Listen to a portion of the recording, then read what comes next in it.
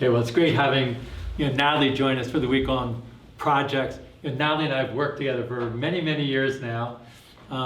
And we've worked together on many projects. We've also worked on many ways to engage kids working on projects.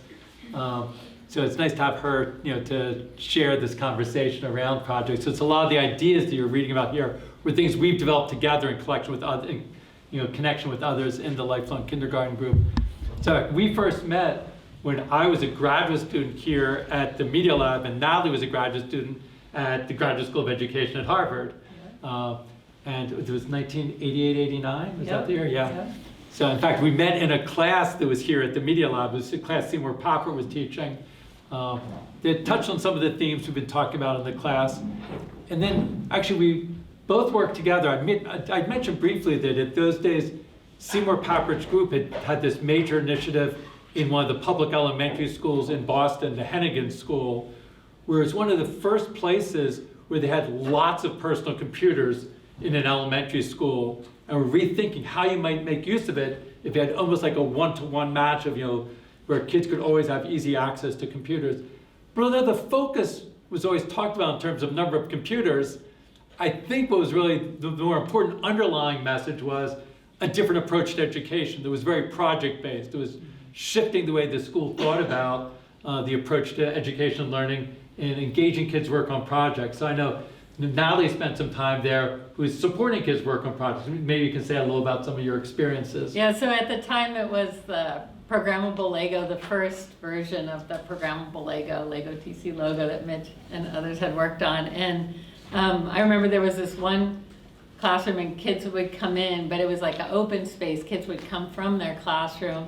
And I remember there was this girl working on car, and when she turned it on, it was like flew off. And so she was like, oh, I only wanted to go for a little bit of time. So I said, like, about how long since she thought about it? And I was like, about, and somehow it got to like 4 seconds. And I was like, well, how would you write that? On for, what would you put?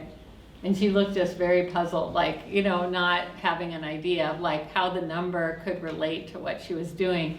So eventually she started figuring out, and she just got so excited, like, oh, when I do like, on for 40, it goes 4 seconds. And I was like, well, what if you did on for 30? Like if you wanted to go shorter, like, cause she was trying to make it go shorter. She was like, I'm not sure. But anyway, once she started to figure out, and it was just like, she was a fourth grader, but the fact that in general, numbers hadn't really had a meaning. It's like right or wrong on a piece of paper. But suddenly now, like, she was using it to do what she wanted, and it just was making sense to her, and she was so excited about it, the numbers, and figuring out how she could use them. So, and this was a different classroom there. These are some old pictures I took at the time.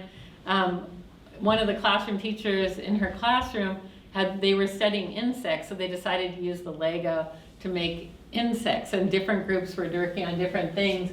And this boy in the middle made this really elaborate, he said it was a praying mantis.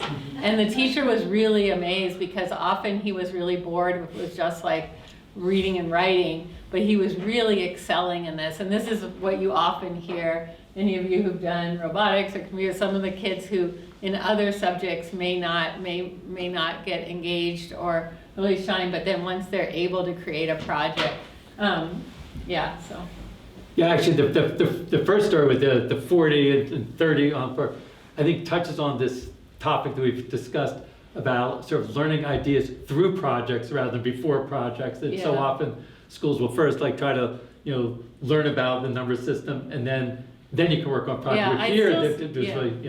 I still see that people still assume, well, first you need to teach the content, then they can use it for a project. And I think some of you were picking up on this in the slide, just that other way around, the project first.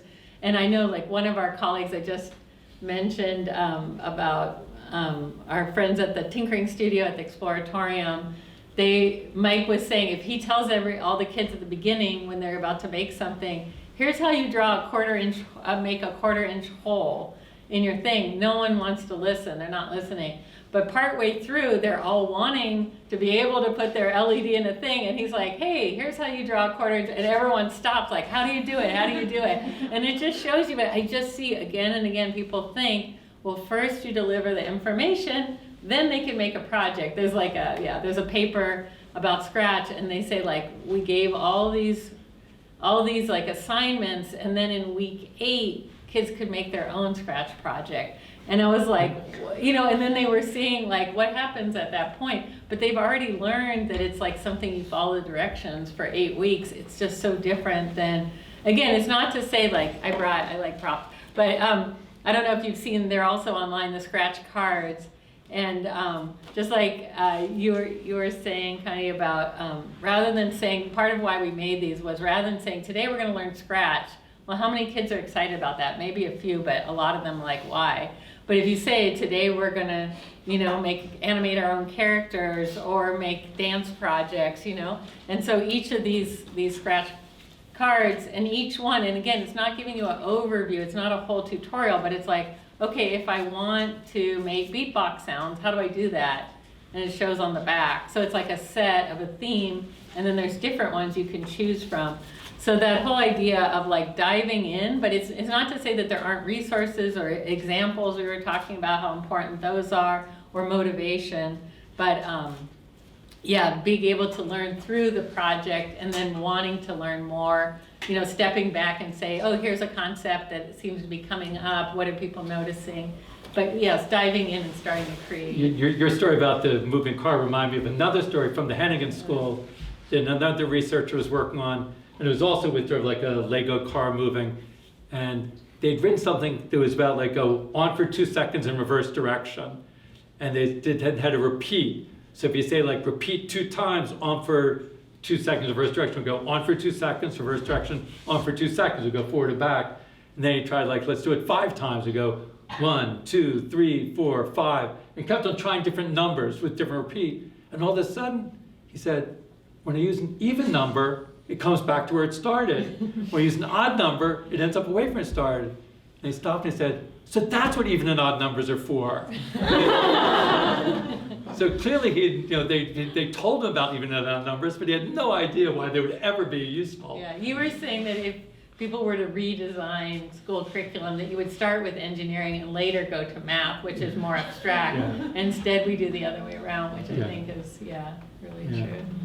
So, maybe from the Hennigan schools, this is in a public school setting, that it was trying in a special setting where we were trying to rethink the ways that things were introduced.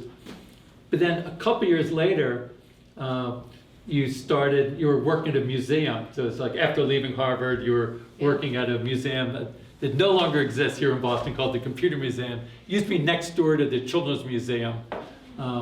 And at the time, you were doing work there, and through some of the things happening there, you started realizing there was a need for a new space for young people to have these experiences outside of the school setting. Yeah, when I got hired, they said, oh, we do these family workshops on robotics. And I thought, great, because it reminded me of, we did workshops like this at the Science Museum. That was one of my first internship volunteer projects when I was a Harvard Ed student, was to volunteer at this. So I was like, oh, great, there's family robotics.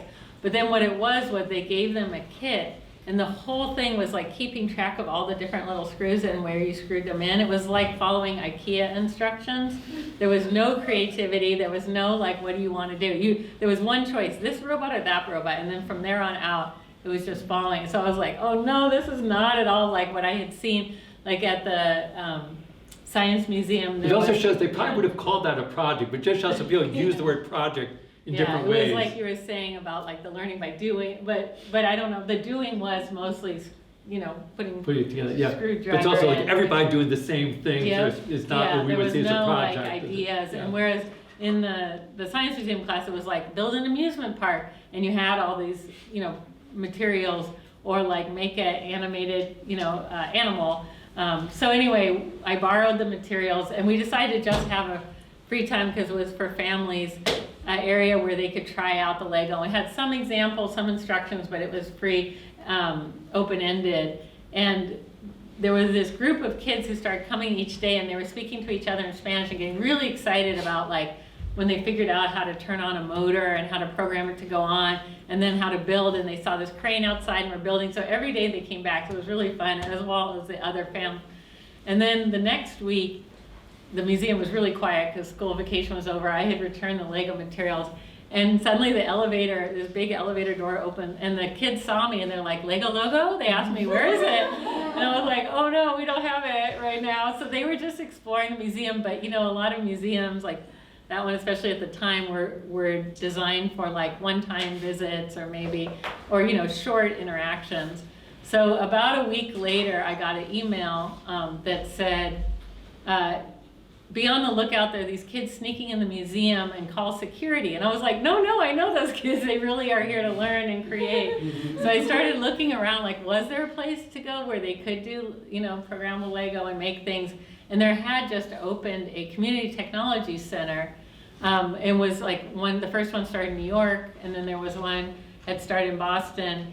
But the idea there, for kids, was more like educational games. So they didn't really have a creative, they didn't have the makerspace idea yet. So that's when we started talking, and Rich helped me write a proposal to get some money. And it took about a year to get enough funding and to convince our museum to start on the first floor, this first computer clubhouse space. And when we wrote about it, we really wanted I'd argued it should be called the Make It Center. It was before Makerspace, so it was this close for coming up with the term Makerspace. But we called it the Make It Center. That didn't quite work, so we called it the Computer Clubhouse. So, I thought it sounded close. like Make Out Center, so I was but it was my fault. I should trust him on the names. But I really I had always been interested in kids' interests, and my younger brother was not interested in school, but whenever he'd come home, he'd learn through music. So I knew the power of interest, because again, it just didn't connect to him being at school. But when he was working on his music, he was learning so many different things from that. So I really had this idea, we should have a music studio as one space. We definitely want to have Lego and other materials, but also animation. And so, and actually, but it was all based around projects. You could do but diversity of projects, but the idea is you come there and you work on projects. So we wrote about it and saying it was based on these principles, which included, young people working on projects based on their interests, in support with a community of adult mentors, and then in an environment of trust and respect. And so one opened, and then they grew over the years, and you may have seen that it's now there's over 100 in 20 different countries. Yeah, I was going to touch on that. Although the first guiding principle was kids working on projects, getting engaged in design experiences that we saw as so important. But one thing again, this was really, Natalie was really emphasizing this principle of creating an environment of respect and trust. And to me, that's really interwoven. Well, all the principles are interwoven. But I want to highlight that because it feels to me that the work on projects only really works if you have that environment of respect and trust. So maybe talk about that a little bit, why you felt that was so important. Well, actually, it was back in the Hennigan School. There was one teacher where the kids on the way to the Lego, they would, I guess, get in trouble, first graders. And so she would sit in the corner. And so they came in and they were all excited to do Lego, but she would tell them, no, you have to sit in the corner, because I guess when they were walking in the hall, they had gotten in trouble. And I also felt like it was really unfair who the kids she was singling out. And so I just was like, well, wait, we're doing this innovative thing, but this isn't an innovative environment, because it was very oppressive, and I felt discriminatory who she was singling out. And so I just felt like we have to be really explicit when we're talking about this environment, that it's a mutual respect and trust, across everyone who's in the space, and that was really important. Yeah, that was part of being innovative. It's not enough to be innovative resources or activities. It also needs to be, and as you pointed out, also just to feel safe to try out new things. And that's what a lot of research, and I'm sure a lot of you have heard, if you create a more safer, playful environment, then kids aren't as afraid that they're not going to be told, you're not doing that right. But creating, there's a whole bunch of psychology research too, educational psychology research on this, how to create a learning goal environment where you're not as being judged, but you're encouraged for, oh, that's cool, how did you do that? And if you start encouraging that kind of experimentation, risk-taking, and learning, and not comparing people to each other, but just being interested in everyone's process, how important that is. And also just lurking in museums, if you think about a lot of science museums, I think a lot of why people like to go there for leisure activities, they've designed it so that it is an environment where you're encouraged to explore. It's not about a right answer. It's about what do you notice, what do you see, and sharing that with each other. So, yeah. And I do think actually in a lot of Phil's reflections on the readings, they pointed out this sort of comfort in failing and the importance of being able to fail and then adapt and change. And at least to me, that this environment of respect and trust is so important for supporting people feeling comfortable of making mistakes, failing, and trying new things. And, yeah. Did you want to say where these are? I wanted to say something else about them too. I don't know if you had already talked about it. No, yes, go ahead, you can talk okay, about. So one of them, the top left, that was we were trying out a new technology when we were developing the programmable crickets, and that was, locally in Chelsea, a clubhouse at a Boys and Girls Club. Then you took the photo. Right. On the top right? Yeah. Yeah, that was at a clubhouse in Mexico City. And one thing that this one points to is that, and you read in the article about the clubhouse, that each clubhouse, actually it started the first clubhouse in designing it, and now they worked with others and coming up with the design of the clubhouse. There was in the middle, there was a table that happened to be painted green, and we said no computers on that table. And there's a place where people could just come together and talk or have a snack or start working with physical materials. We didn't want the computers to be at the center of everything. So since it was colored green, we sometimes said it was like the village green where people would come together and meet. So this was the green table, and some of the activities they were doing, different things of working with different pieces of wood and cutting them and gluing them together. And also we were just talking today in one of our meetings that there's a local clubhouse where there's less, in the current Boys and Girls Club, in one of them, there's not really a green table and there's not a central meeting place. And actually we've noticed it affects the creative learning spiral, because often at the beginning of a workshop, we come together to say like, oh, today let's think about this idea. What ideas do you have, the imagine part together, and then coming back to share together. And if you don't have this kind of like central meeting space, it's a lot harder to make that happen. Yeah. And also like there's this really great video that some young people made in Argentina. It's in Spanish, but it's the myth of the green table, and they say this mysterious force that gives us creative ideas, and they started interviewing each other, and I just love seeing it. It was just, it made me happy to see that they were like, kind of playfully, but obviously they were like, oh, we get creative ideas when we're around that. Why is that? What is that mystery that happens here? Let's see, the bottom right is from South Africa. Yeah, so those other people we got to visit, we didn't take that photo, but we got to visit with the clubhouses in South Africa, which are really amazing. And some of them are in this book. One of our former graduate students worked with someone at the clubhouse to make a book, and it's full of photos from different clubhouses around the world called Start Making. It's also available free online. It might be a little outdated, some of the projects, but overall it talks about process, like how do you get brainstorming, what kind of questions to ask to encourage this kind of project-based approach. And I really like a lot of the resources that Alicia Pandwani worked on in this book. So if you want to take a look, and we have extra copies too if anyone wanted one. You can also download online. As you may all mentioned, the bottom left photo is actually from Amman, Jordan, a clubhouse there, which actually, one thing that stood out to me at that clubhouse was had this great collection of mentors, and so it was great, which is really important, is supporting the projects of the way they work together. And we'll be talking more over the course of the semester about the role of facilitation and the role that the mentors were playing. But actually, one thing that I remember most from the visit there was I'd been invited by some people with the government of Jordan, because they had set up their own network of community centers. They were called knowledge stations. And they also had computers, and they wanted people in the community to come in and be using the computers. But very few people were coming to these knowledge stations, but lots of people were coming to the clubhouse. They wanted to know why, so I got invited to help them understand why. And actually, I don't have the photo now. I could show you another time. But I visited Clubhouse, and it was great. You can see from the Clubhouse here the way it's set up. Actually, you can see a little piece of the green table in the corner there.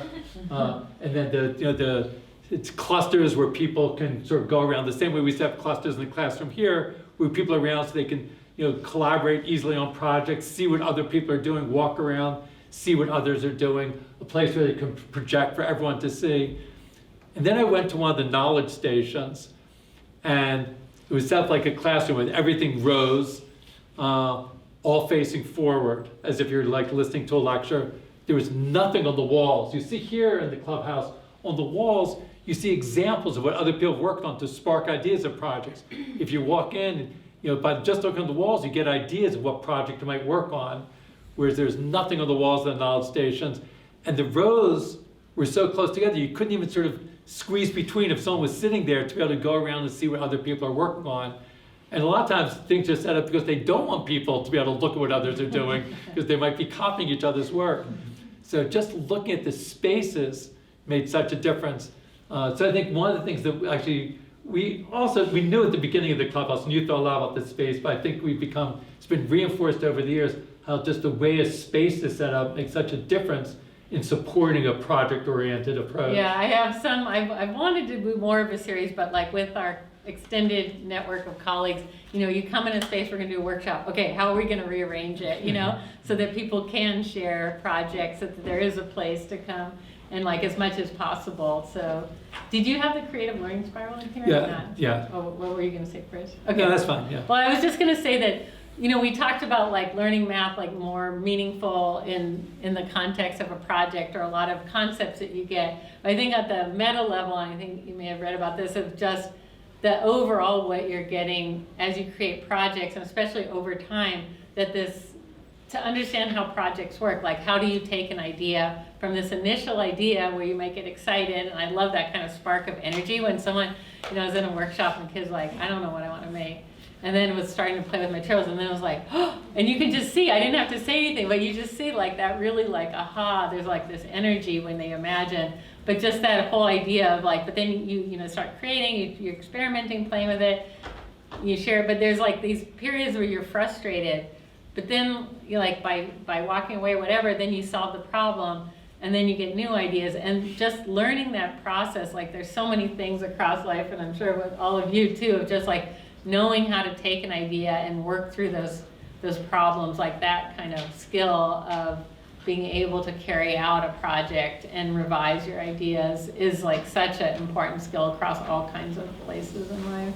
Yeah, and a lot of times we think about how can we support all these different aspects as we try to think about setting up a workshop or setting up a space, thinking about how can we make sure that all of these different parts to be able to have, again, the example of putting things on the walls is supporting the imagination part. It helps spark the imagination when you see things. We're having lots of different materials around.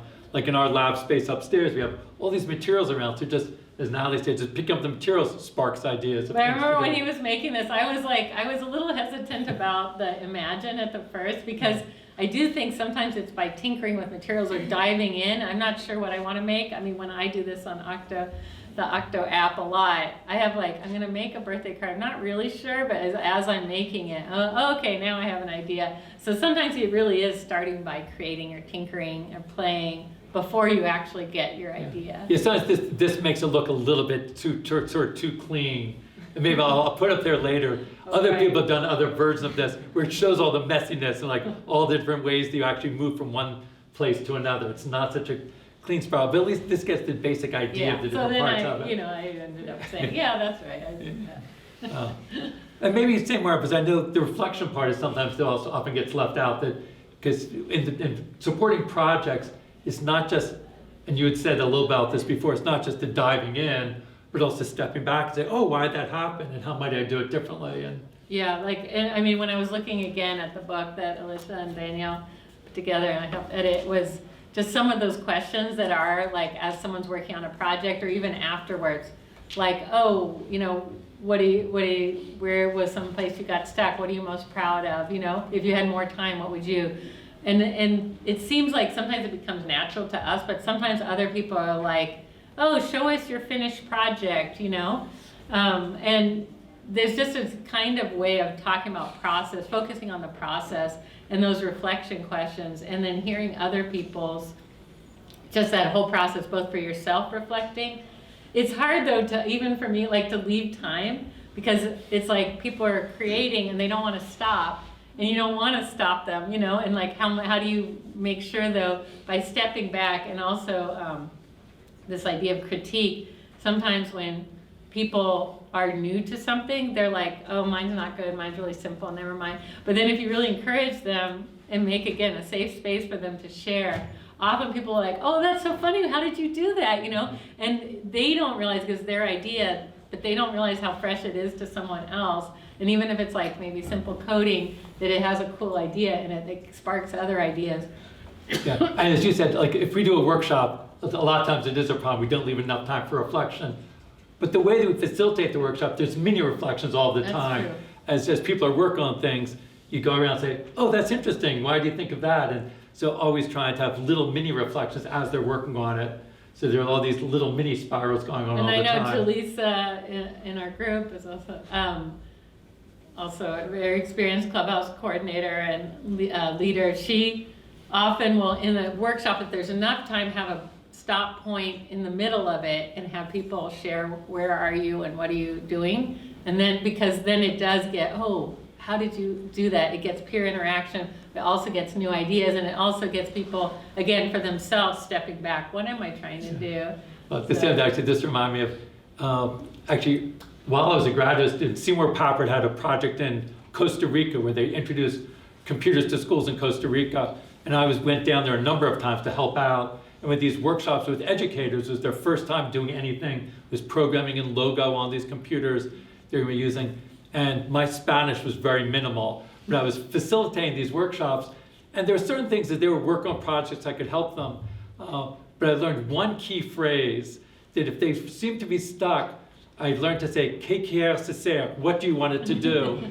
And they would start talking, and I didn't understand what they were saying, but it got them to reflect. So it's just a way that it was just something I could say that would get them reflecting. And as they reflected, they then came up with new ideas, either how to solve this or to think, oh, maybe I could do this differently. So just again, prompting them to getting them to reflect was as important as me giving the help that they thought that they needed. So. Maybe there's lots more that we could talk about, and we were going to talk some about Scratch, where projects with the core. But actually next week, Natalie's also going to be back next week when we talk about passion, along with Eric Schilling, who's actually here today. So the two of them are going to be talking about passion. We're going to be talking more about some things with Scratch then. So maybe we can also touch upon, but Scratch again cuts across all these different elements. It's really organized around this idea of projects. Maybe we'll talk more about that next week. I guess one thing I want to say about that is that in the design of Scratch, in terms of this trust and respect, like in creating a safe space, that it's almost impossible to get an error message in Scratch. And so, and we made it that way, but you can learn by trying out things, and you see, is it doing what I want? And there was it was so amazing that we interviewed this young person who's on the Scratch online community, Bubble 103, and when we were saying, what about Scratch and your experience? And they said, well, I really developed creative confidence. And we're like, oh, what do you mean? Can you tell us more about that? It's like, well, because I feel free to just try things. I was always so afraid to make a mistake, like at school or even with my friends. But you just try something and it's like, oh, and then she said, well, either when I try it out, it doesn't do what I want. Either I think, oh, okay, I'm going to change it, or oh, you know what? I really like that. I'm going to build on that. So I just love that she was able to, she articulated this idea. And I said, that was part of when we were designing it. She was like, really? You were thinking of that? And she thought it was so fascinating to hear that we had been thinking about that in the way that we designed it to try to encourage. I didn't know a young person would say I developed creative confidence, but we were really just trying to make it so that you're learning by trying things out rather than it telling you, yes, you're supposed to do this, or no, you didn't do it right. Well, as long as we'll say a little bit more, but again, to us, it just feels so natural. Of course, the Scratch website is all based on projects. You go there, and the front page is full of projects that kids made. If you go to their profile page, it's full of their projects. It seems so obvious to us, well, of course you do it around projects. And yet, you see the way that most kids, or many kids, are introduced to coding is not this way. They're given some puzzles or problems to solve. There's a series of puzzles to solve. They don't get to work on projects. And they might learn some particular coding concepts and skills that way. It's not that they're not learning anything, but I think all the other reasons that we focus on projects sometimes get lost. The idea of developing their creative capacities, of understanding that process of creating, which is what we see as so important. So as we were developing Scratch from the beginning, the main goal wasn't to learn the computational concepts, although it's great that they're learning that. Actually, before we get to the questions, when we talked about that the creative learning spiral actually the real process is messier. And I mentioned some other people have done their own, their own versions of it. This is one that Thais just added. I believe this was done by Austin Kleon. I don't know if you know Austin Kleon. He's an artist who writes about the artistic process. And I think he wrote a book called Steal Like an Artist. And it very much relates to where we also said, you build on each other's work. And in Scratch, we talk about the idea of remixing, of building on other people's work. And a lot of creative things happen by working within a community and building on other people's work. And that's something that he writes about a lot. But he also really, he saw the creative learning spiral that we had created. And then he wrote this in his blog, which I really liked. So it started, he says, this is the way it really works. And you just see all the different aspects of it and the different things that go into it. So anyway, maybe you can go in and take a look at this on the blog. He came to a Scratch conference. Karen Brennan interviewed him at a Scratch conference. I can't remember if that video's online too. Yeah, it probably is somewhere. Okay, maybe we'll go to some of the questions. Yeah, so it's great. Thank you again for adding the questions. A lot of really interesting questions. We thought maybe we'd start with the one, actually it's one on here. It says, in many years since the inception of the Clubhouse and work on these ideas, how have your ideas changed, evolved over time, and how have they stayed the same? Actually, who is it that wrote that, if you want to? Okay. Krishna. Anything you more want to say about that question?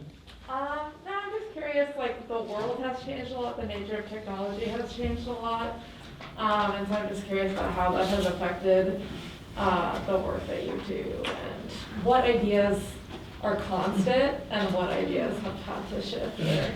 Yeah. Do you want to start talking about the Clubhouse and some of the things that evolved since those, with the Clubhouse, what stayed the same and what things have evolved? Well, I think I learned a lot again from Jaleesa, because Jaleesa Trapp and a group who started as a teen in a clubhouse in Tacoma and then became a coordinator and now is contributing to the global network and co-leading the youth activism network within the clubhouse. But I was surprised how much, because she had this amazing coordinator who was her mentor, and we really loved LaVersa Sullivan. And so I thought when she came, she would just say, she does like, and just spoke eloquently of talking about LaVersa Sullivan, but also the clubhouse principles and how those still are very motivating. But I think we've learned so much about like, how do those get enacted? And that was at the beginning. It's like, well, they're on paper, but like some of you also said, how do you actually create environment, trust, respect? What do you do when kids are not motivated or want to give up? There's just so many issues that come up, and it's a constant learning process. So I think that like, and being at Clubhouse conferences, some of us got to go this year, and just over the years when you go and learning from each clubhouse in different parts of the world, learning from each other. Oh, how do you do that? What kinds of projects do you do? What are your members interested in? And one thing that we learned that Stina Cook, who also helped us, who really was one of the people at the inception of the clubhouse too, talked about how, what was I gonna say, Stina? Just that, oh yeah, that instead of trying to hire people who are really good with technology, they decided to hire someone who has their own artistic practice, like either likes making video, creating things.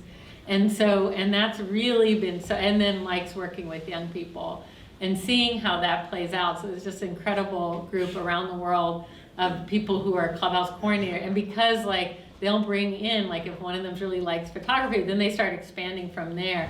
But they have a genuine like passion for like creating and sharing, and the young people see that and like, oh, how do you do that? And so anyway, that's one thing I've learned, is just like how to hire people, but then also just how that network has evolved and the importance. Did you want to say that, like just for the different clubhouses? Yeah, for me, actually, even more broadly, this connects to the Clubhouse network. For me, over the years, the aspect of things around community and collaboration, that's I think where I've learned the most. If we go all the way back, when I started working on these things, it was pre-internet, and it was challenging to share with others at any distance. So a lot more was really focused on your own creative, process. Now again, by the time we started the Clubhouse, there was already, we were thinking in those terms, and one of the Clubhouse principles was about the emergent community. But even there, in the beginning, when we were working on the first Clubhouse, we were talking about the community inside a Clubhouse. and about how. Which is still important. Which is as still part of very it, important, for yeah. sure. But so we were thinking about that, both about how young people interact with one another, learn one another, how they interact with mentors, and so sort of how mentors would interact with the young people. All of those interactions were so important. I do think after the first clubhouse open, we started to think more about not just inside the walls of the clubhouse, but involving the rest of the community. So sort of, going out into the neighborhood and connecting with other people. And then as more clubhouses open, thinking about the larger network and later the global international network. And in some ways, the core idea stayed the same way that we want to support youth and mentors interacting inside the walls of a clubhouse. We then want to have these 100 or more clubhouses at different places interacting and learning with and from one another. And I always love when, it was last week or 2 weeks ago, we hosted, they have these orientation sessions when there are new people joining people from the Clubhouse Network. They have a so-called immersion week where they come to Boston and we meet them on the first day and they come here to the Media Lab, and just having these people from all these different clubhouses and them starting to learn from one another. And to me, it just makes it feel that that's where the vibrancy comes, from this ever growing number of people who are bringing in their own ideas. And the core principles stay the same. I'm, all these years later, so with the clubhouse, it's now 30 years later, and I think those core principles, I still feel are pretty good core principles, but how they get put into practice is where we keep on learning and evolving and getting new ideas from other people, and how they get put into practice in different ways in different contexts. Yeah. Okay, maybe that's at least some of, there's a lot more that we continue to say. Maybe another one that there was an interesting one here about indigenous cultures and learning by doing. Who is it that was writing about that? Yeah, do you want to say a little bit more about that?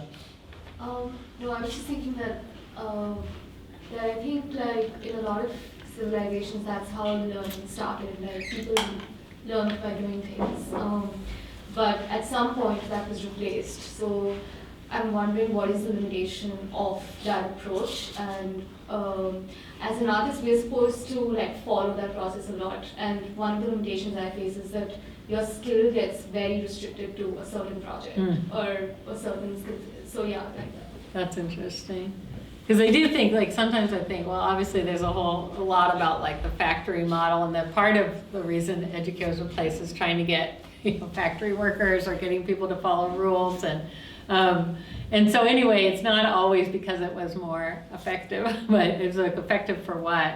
And so, but I do think that this idea that one thing we say often when we start a workshop, for example, there is like a broad theme, but then people take it in different directions. And I guess that's the other thing about like, there's like one certain craft, but how do you bring in other ideas, or like keep, like each week when we're doing this, like things with Octoplay, we have different topic and different theme and seeing different examples, bringing in different people. That's where the mentors come in.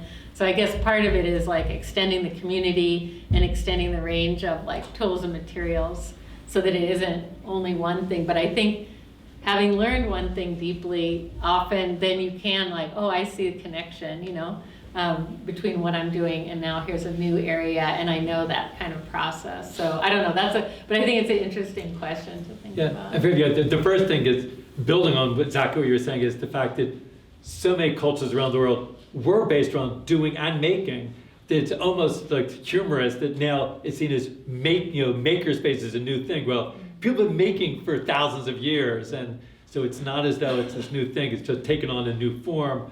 But there are lots of cultures that have been based around, making. But sometimes, I think there are ways around this challenge when you talked about that sometimes when people feel they're just learning one making skill. But I don't think it has to be that way, because I think one of the things we're looking for, as Natalie said, if you go deep with one making skill, you can learn about the process of making. So I do think, and a lot of times people do, from their sort of maker practice, do have an understanding of that, but they aren't given the opportunity to build on that understanding of the process of making. So provide more opportunities. It doesn't have to be limiting in the way that it's sometimes seen. That's the other thing about the Clubhouse community, like by having these different kinds of stations, people doing art, and it's like okay, I recorded some music, but now I want to make a cover. Okay, now I talk to these people, or now I learn how to do this with other people, and being around people who have different skills, but then also like having new project ideas where you want, like again, my younger brother with music, it started with music, but then he started learning electronics because he wanted, he had a cheap broken amplifier, he wanted to learn how to fix it. That got into recording, he started learning about the physics of sound, so it's like bridging interests, like so you go from one and it gets you interested in another. And you see this a lot of young people, getting interested in writing and, from starting with one interest, how it often, again, like if given the support and encouragement, and that's why so often people are so focused on like, what are the kids like where don't they have strength, and let's just focus on that. But I wish like at least equal attention was like, where are their interests? Where do they want to build on? And if you build on that, it really starts to become like such and that's a motivation for them to learn other things. I mean, one final thing that I would say is, you mentioned that sometimes people have given, they move away from learning by doing or learning through making because it feels limited and they need other approaches, sort of more sophisticated or abstract things, as you say here. I think part of the argument, and this end again I take from Seymour Papert, this end that Seymour talked about in a passionate way, he said a lot of times people think that you need to go into more abstract representations to learn things, but if we just give people the right types of materials, they can learn many more things in a learning by making way. And that's one of the reasons Seymour was so excited about the computer, because about the computer could open up more things that you could learn in a concrete way that used to be seen only in an abstract way. And just to give an example, when I was working on my PhD, I worked on a project where it was computers were becoming fast enough that kids could write programs to control lots of different objects at the same time. Like thousands. Thousands. It's like, originally the initial logo program language, you controlled this one turtle. So I made a system where you could control thousands of turtles, which enabled you to model things like, how does an ant colony work? How does a bird flock form? How do traffic jams form? And previously, those things were only understood by solving partial differential equations. So you have to learn this advanced mathematics in order if you want to model those things. But now suddenly, grade school kids could give rules to lots of different objects and see what happens. So something that had been seen as abstract, and people say, well, you couldn't learn that through making, because you have to learn these abstract, differential equations, representations. Now, actually, if we have the right materials, you could do it.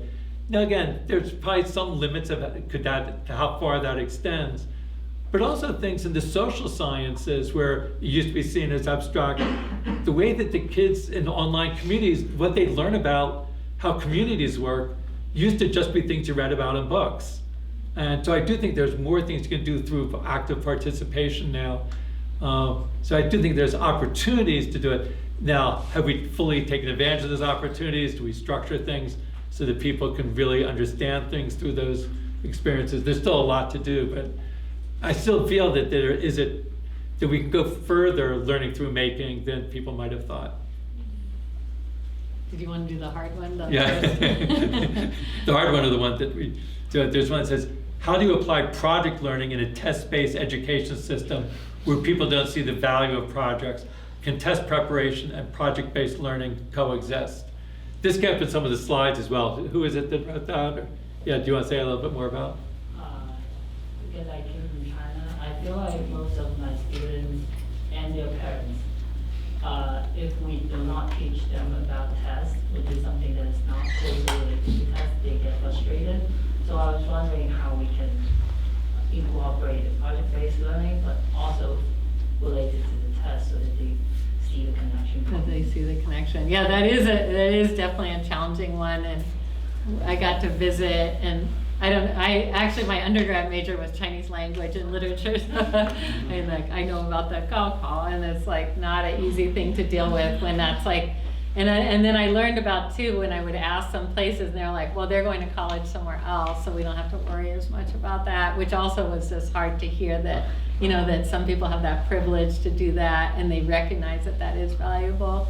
But I think And again, like, I don't have the answer for that, because that is, but I do think, like you're saying, maybe there sometimes are connections, and especially, I think when sometimes people start to see the motivation that happens for learning when young people are making something, and being able to, and I think like when I see, there a lot of people have done stuff with Scratch and math, and I'm always interested to see, because I think some things work really well, like are natural to Scratch, like say, X, Y coordinates. Kids start to learn it just naturally. There was actually a young person early on in Scratch, and he said, he wrote on the educator forum, and he was 10 years old, "Oh, I learned what X and Y are in 3 days on Scratch." And so I wrote, I was like, "Oh, can you tell me what you mean?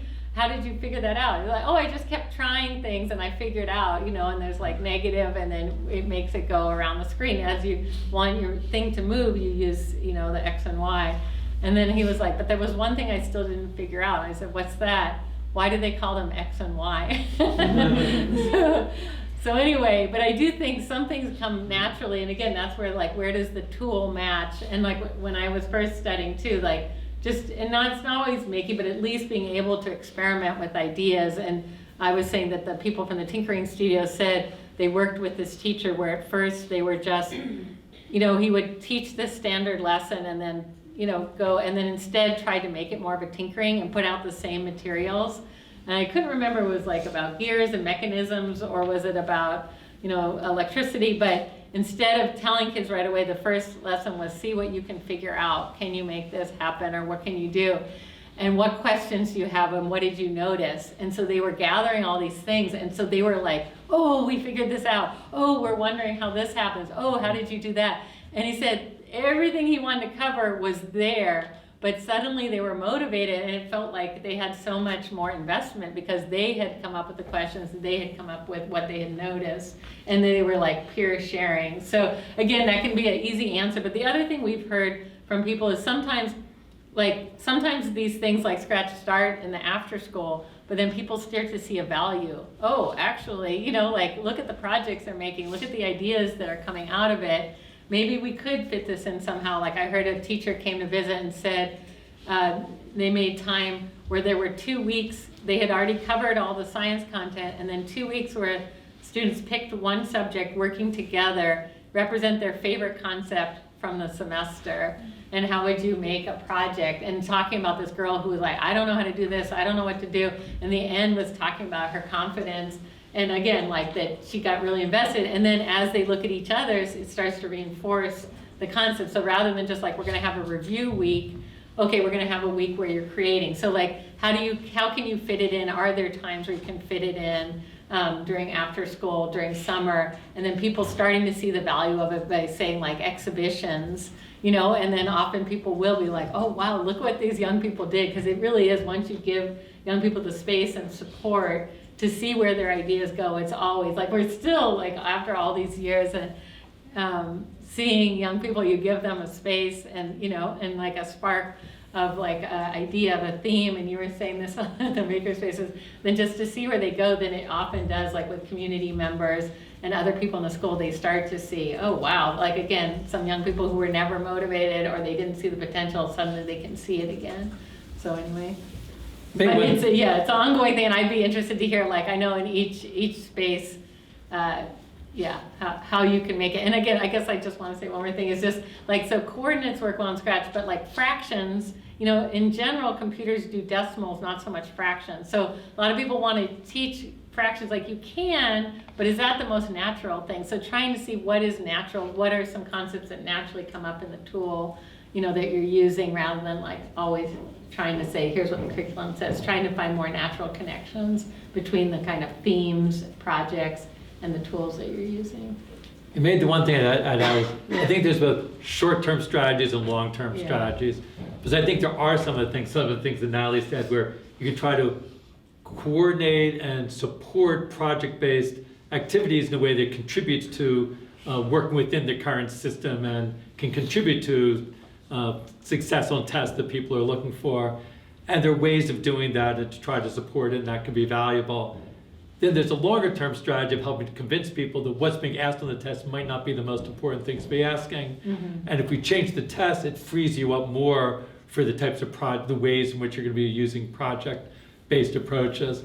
So I think ultimately we do want to end up there, because I think a lot of times, I think we mentioned last week that too often we just value what can be assessed, and those tests are set up because there's certain things that are easier to assess, but those aren't necessarily the most important things to be learning. But it's going to take a while to make those changes. So kind of trying to have both a short-term strategy and a long-term And I strategy. guess I want to say one more thing, because there's like, I'll pick on them, the ISTE, which I like as an organization, technology and education. I've learned a lot from them, but they put out this toolkit online, and I saw they had Scratch, and they were like, oh, create, and you could learn about food chains, which I thought it's like a good project. But then when they said how to implement it, whoever wrote that said, okay, have everyone put a rabbit on grass and then have a hawk come take the rabbit away. And that's how they're gonna learn about food chains with Scratch. And I was like, oh my goodness. But first of all, if I was that kid, I would hate Scratch, because I'm like, I had to make a bunny get like eaten. But also like what the difference was, like they have such an opportunity to say, okay, we're gonna do food chains, you're gonna model on Scratch.